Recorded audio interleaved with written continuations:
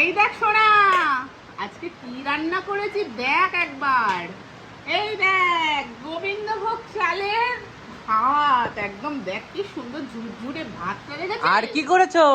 আর দাঁড়া দাঁড়া দাঁড়া, এই দেখ করেছি হচ্ছে মুরগির মাংস, পাতলা ঝোল। ও, তুমি আজকে চিকেন করেছো?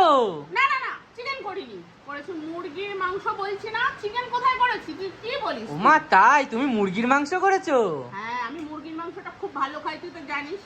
ওই জন্য আমি মুরগির মাংসের পাতলা ঝোল করেছি, বুঝেছিস?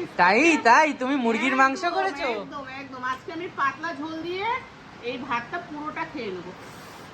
আমার তো জিভে জল চলে আসছে রে, পুরো একদম।